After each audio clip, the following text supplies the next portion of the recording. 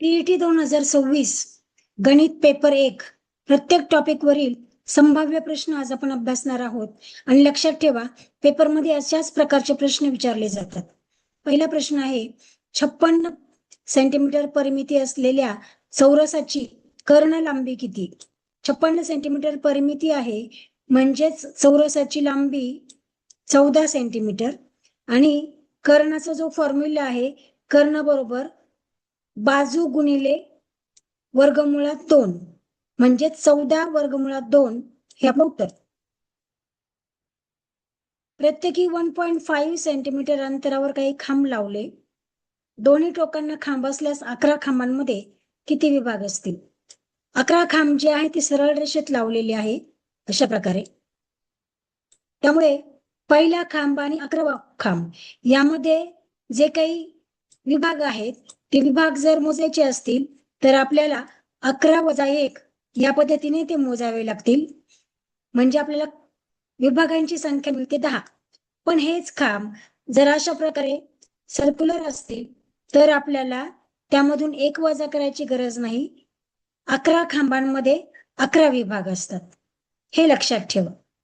जर सरळ रेषेत खांब असतील तर एकूण खांबांमधून 1 वजा करा, आणि जर वर्तुळकार रेषेमध्ये खांब असतील, वर्तुळकार खांब असतील तर त्यामध्ये 1 वजा करू नका. 15, 11, 12 ने एका संख्येस 15, 11, 12 ने भाग जातो व प्रत्येक वेळी बाकी 4 उरते. खालीलपैकी कोणती संख्या असू शकते? आता या संख्येतून या संख्येला 15, 11, 12 ने भागल्यास बाकी 4 उरते. म्हणजे या प्रत्येक संख्येतून जर आपण 4 मायनस केले तर उरणारी जी संख्या आहे त्या प्रत्येक संख्येला 15, 11, 12 ने भाग जाईल. 15, 11, 12चा लसावी म्हणजेच हायेस्ट कॉमन फॅक्टर आहे 660. 660 ने 1984 मधून 4 वजा केले तर 1980 राहतात. 80 ला पूर्ण भाग जातो, म्हणजेच 1984 हे आपलं उत्तर. 56 सेंटीमीटर बाय 42 सेंटीमीटर आयताकृती मैदान आहे. आणि या आयताकृती मैदानामध्ये मोठा चौरस काढायचा आहे. मग हा मोठा चौरस जर काढायचा असेल तर मोठ्या चौरसाची बाजू 42 मीटर घ्यावी लागेल. अशा प्रकारचा तो चौरस तयार होईल. मग या चौरसाची या उरलेल्या जागेचे क्षेत्रफळ जे आहे ते आपल्याला काढायचे आहे. उरलेल्या जागेचे क्षेत्रफळ काढण्यासाठी आपल्याला प्रथम चौरसाचे क्षेत्रफळ काढावे लागेल. 42 गुणिले 42. चौरसाचे क्षेत्रफळ आहे 1764 चौरस मीटर. आणि चौरसाचे क्षेत्रफळ आयताच्या क्षेत्रफळातून वजा केले तर आपल्याला उरलेल्या जागेचे क्षेत्रफळ मिळते 588 चौरस मीटर. सविताचे वेतन 10,000 आहे. ते वेदिकाच्या वेतनाच्या 1/4 पट आहे. वेदिकाचे वेतन आसियाच्या वेतनाच्या दुप्पट आहे. सविता व आसिया यांच्या वेतनातील फरक किती? सविताचे वेतन हे वेदिकाच्या वेतनाच्या 1/4 पट म्हणजे 5/4. 1/4 पट म्हणजे 1.1 मग याचं जर आपण अपूर्णांकामध्ये कन्वर्ट केलं तर ते 1.1 येईल 1/4 पट म्हणजे. आणि ते जर अपूर्णांकात कन्वर्ट केलं तर ते 5/4 येतं 5/4. आणि मग वेदिकाचे वेतन आपल्याला मिळते 8,000. हे सोडवल्यानंतर वेदिकाचे वेतन 8,000 आहे आणि वेदिकाचे वेतन आसियाच्या वेतनाचे दुप्पट आहे, म्हणजेच आसियाचे वेतन वेदिकाच्या निमपट आहे, म्हणजेच ते 4,000. आणि म्हणून सविता आणि आसिया यांच्या वेतनातील फरक 6,000.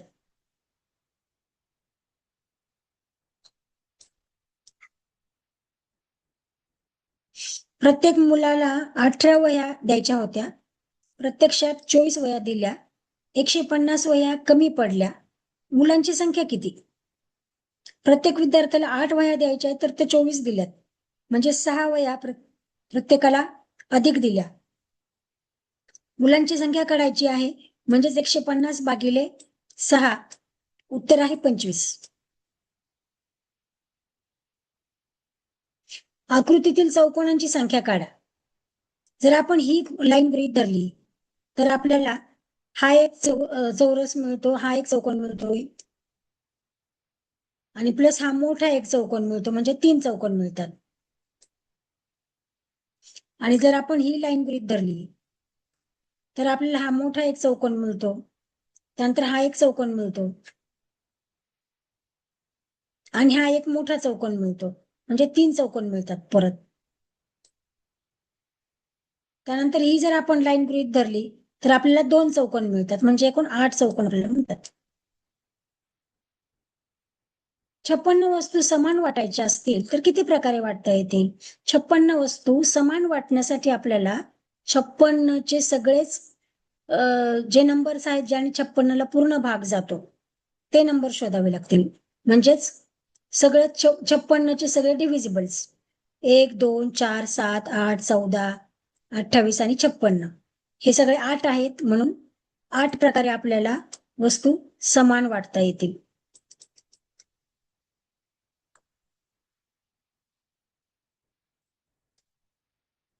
दोन अंकी समसंख्यांची बेरीज किती? 2 अंकी समसंख्या 10 पासून सुरू होतात, 98 ला थांबतात. एकूण 45 संख्या आहे. 2 अंकी समसंख्यांची बेरीज काढायची असेल तर ती पाठ करून ठेवा किंवा स्ट्रॅटेजी वापरा. स्ट्रॅटेजी कुठली वापरायची? तर पहिली संख्या आणि शेवटची संख्यांची जोडी बनवा. उत्तर येते 108. त्यांची जर बेरीज केली तर त्यानंतर 12 अधिक 96 108. पुढची असेल 14, ह्याच्या पुढची संख्या असेल 14.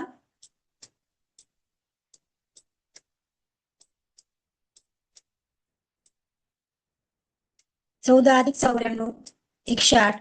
अशा सगळ्या जोड्या लावल्या तर अशा 22 जोड्या मिळतात. प्रत्येक जोडीची बेरीज येते 108. 22 गुणिले 108 आणि मधला एक नंबर उरतो 54 म्हणजेच 2430 सेकंदात उत्तर मिळेल. 9 49 11 111 19 247 21 85 आणि 12 33 यापैकी सहमूळ जोड्या किती?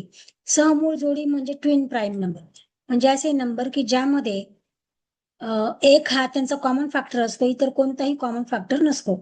आता इथे 9 आणि 49. 9 म्हणजे 3 गुणिले 3, 49 म्हणजे 7 गुणिले 7, म्हणजे हा ट्विन प्राईम नंबरची जोडी आहे, समूह जोडी आहे. यामध्ये एक हा कॉमन फॅक्टर आहे. 11 आणि 111 यामध्ये देखील एक हा कॉमन फॅक्टर आहे.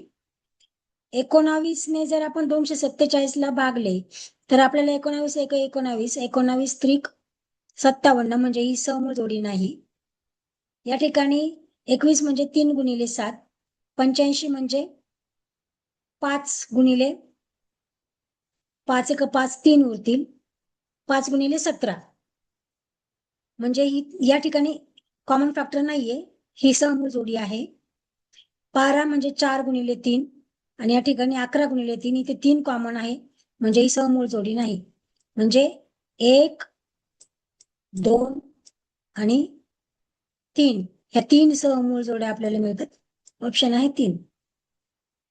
एका वर्षी महाराष्ट्र दिन शुक्रवार असेल तर शिक्षक दिन कोणत्या वारी असेल? ज्यावेळेला अशा प्रकारचा प्रश्न विचारलेला असतो त्यावेळेला अगोदर दिवसांची बेरीज करा. आता या ठिकाणी महाराष्ट्र दिन 1 मे ला असतो. मे 30 दिवसांचा आहे, परंतु 1 तारीख आपण सोडून देऊ, 30 दिवस उरतात. त्यानंतर जूनचे 30 दिवस, जुलै 31, ऑगस्ट 31 आणि शिक्षक दिन 5 सप्टेंबरला असतो, म्हणजे सप्टेंबरचे 5 दिवस. एकूण 127 दिवस आलेत. 127 ला जर 7 ने भागलं तर 126 येतं आणि बाकी एक उरते. बाकी एक उरते म्हणजे शुक्रवारच्या पुढचा दिवस येतो शनिवार. आपलं उत्तर आहे शनिवार. ही ट्रिक वापरून अशा प्रकारचे प्रश्न सोडवा. रकमेच्या 7/18 वेदाला, 2/5 अलोकला, 3/8 सानियाला, 6/11 विनाला, तर सर्वात कमी रक्कम कोणाला मिळाली? आता 18ला 8 जर आपण 7 ला भागले तर आपल्याला 0.38 मिळतं.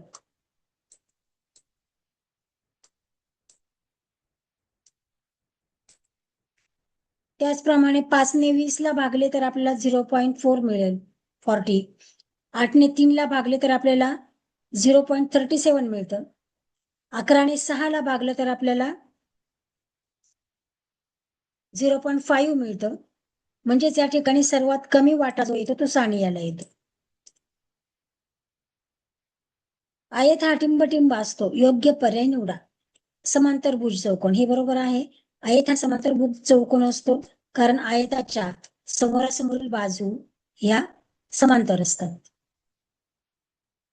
ह्या दोन बाजू समांतर असतात, ह्या दोन बाजू समांतर असतात. आयत हा काटकोन चौकोन असतो, हे देखील बरोबर आहे. आयताचा प्रत्येक कोन हा काटकोन असतो, 90 अंश असतो. समभुज चौकोन, आयत हा समभुज चौकोन नसतो. म्हणजेच अ आणि ब. First is the correct option. 1 integer 1/2 plus 5/8 minus 1/4 into 0.24. अगोदर ब्रॅकेट सोडवा, त्यानंतर त्याला 0.24 ने मल्टिप्लाय करा आणि मग 1 इंटिजर 1/2 ऍड करा, उत्तर येतं 1.59. घनाच्या जाळ्यात एच्या विरुद्ध पृष्ठावर कोणते अक्षर येईल? घनाच्या एच्या बाजूचे दोन पृष्ठ आहे, त्यावर बी आणि डी येईल, म्हणजेच विरुद्ध पृष्ठावर सी येईल. 216, 126, 162 वह्या समान गटात वाटायच्या असल्यास प्रत्येक गटात जास्तीत जास्त किती वह्या असतील? 216, 126 आणि 162 समान गटात वाटायच्या आहेत, म्हणजेच त्यांचा आपल्याला हायेस्ट कॉमन फॅक्टर काढावा लागेल. आणि हायेस्ट कॉमन फॅक्टर म्हणजे कोणता असा नंबर आहे की त्या नंबरने त्यांना पूर्ण भाग जातो. हे सगळे नंबर 2 ने डिव्हिजिबल आहे आणि 3 ने डिव्हिजिबल आहे, पुन्हा 3 ने डिव्हिजिबल आहे, म्हणजेच त्यांचा लसावी येतो 18, मसावी येतो 18, हायेस्ट कॉमन फॅक्टर. म्हणजेच प्रत्येक गटात जास्तीत जास्त 18 वह्या असतील. 49.247 या संख्येतील उजवीकडील 4ची किंमत स्थानिक किंमत डावीकडील 4च्या स्थानिक किमतीच्या किती पट आहे? उजवीकडील जो 4 आहे त्याची स्थानिक किंमत 40 आहे आणि डावीकडील जो 4 आहे त्याची स्थानिक किंमत आहे 0.04, कारण तो या ठिकाणी आहे. म्हणून त्यांचं जर आपण पट काढली तर ती 10⁻³ अशी येते. 9 सेंटीमीटर बाय 40 सेंटीमीटर आयताकृती कागदाच्या दोन्ही कर्णांवरून 4 पताका तयार केल्या. 2 मोठ्या पताकांची एकूण परिमिती किती?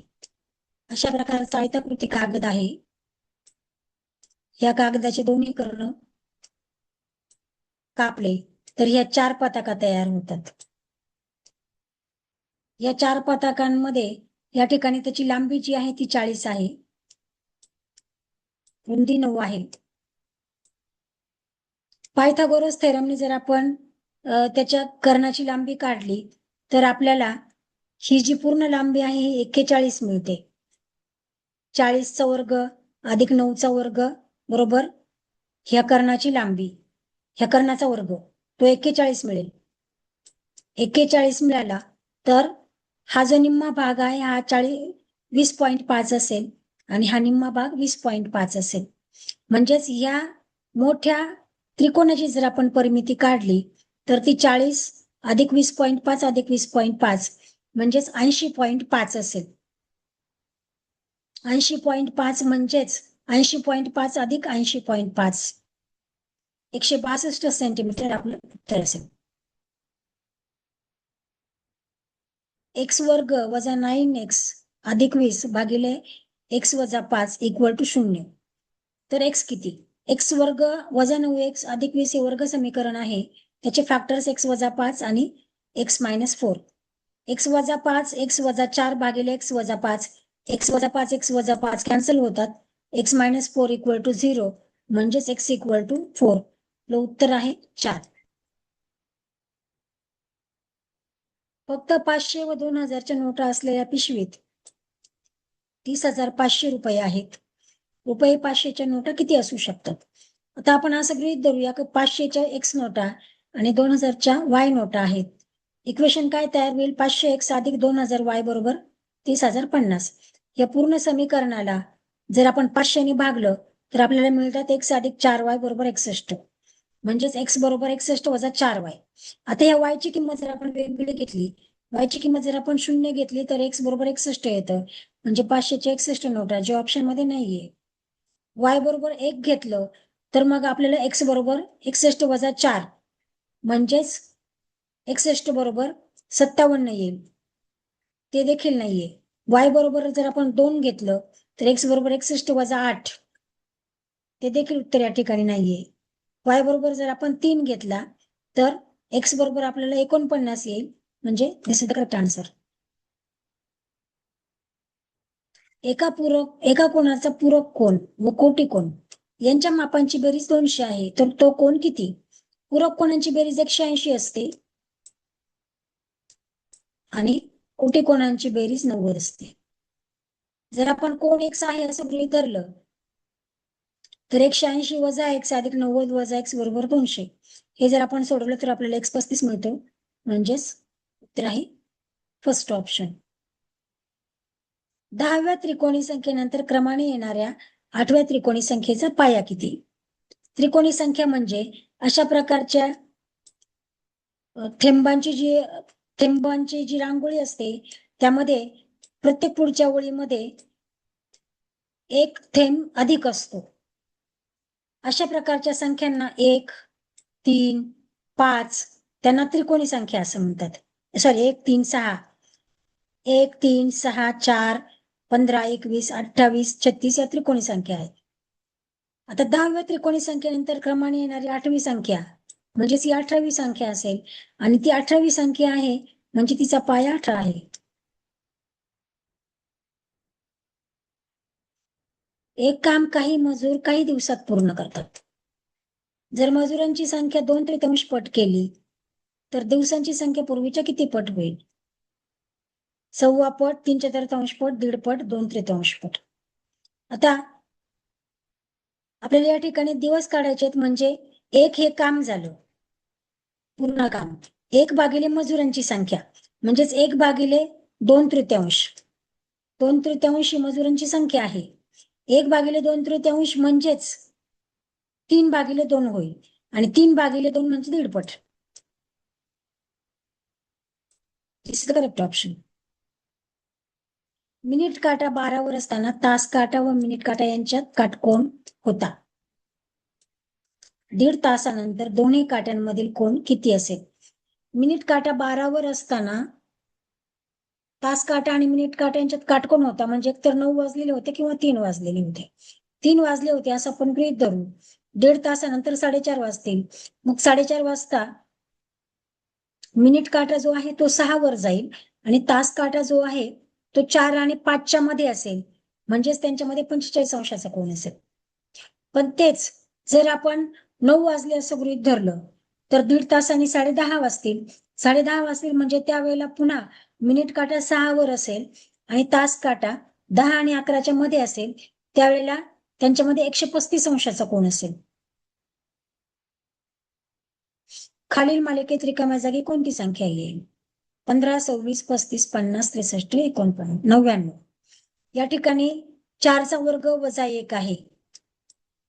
त्यानंतर 5चा वर्ग अधिक 1, 6चा वर्ग वजा 1, 7चा वर्ग अधिक 1, 8चा वर्ग वजा 1 म्हणजेच या ठिकाणी 9चा वर्ग अधिक 1. उत्तर आहे 82.